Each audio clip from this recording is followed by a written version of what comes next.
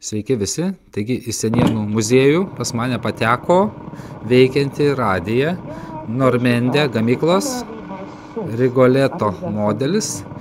Šis radijas buvo gaminamas Vokietijoje 1967-1968 metais.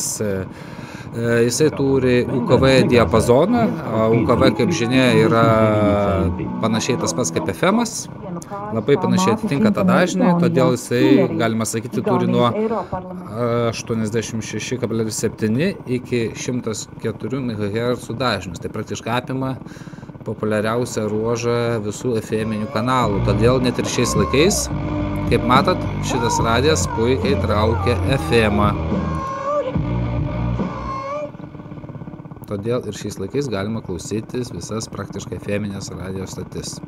Aišku, nebent tik tos, kurios ten FM 105, 106, bet tuose dažniuose tai jau biški iškrenta. O čia dabar demonstruoju, kaip 2024 metais šitą radiją veikia pas mane. Šiaip mūsų Zarasų pusėje tai radijos stočių nėra per daugiausia, ypač lietuviškų, gaila iš tikrųjų. Aišku, regionas turbūt retai apgyvendintas, tai radijos stotim neapsimoka transliuoti, tai pas mūsų lietuviškais kanalas yra problema ir praktiškai, kadangi Daugpilis yra visai netoli, tai daugiau traukia visokių latviškų ir baltarusiškų.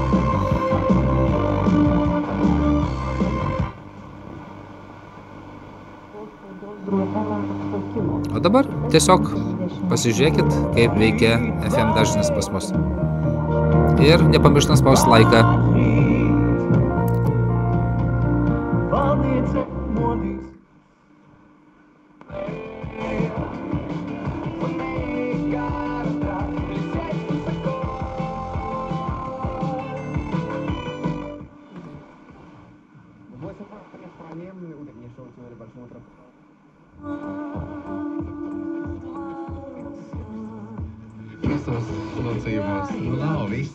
Tas ir pazaudēts. Išskyrus kurą pakėlimas ir kodėl. O kodėl išskyrus kurą bijot, kad valstiečiai vėl suvažiuos su traktoriais į Vilnių? Čia yra du dalykai. Tai yra...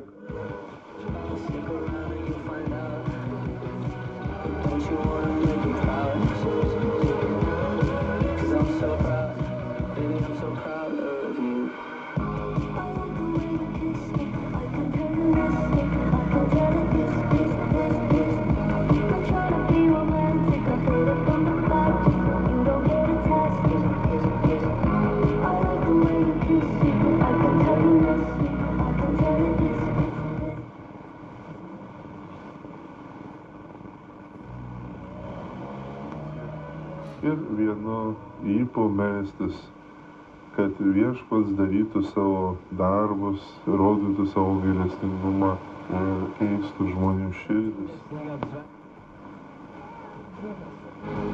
Galimybę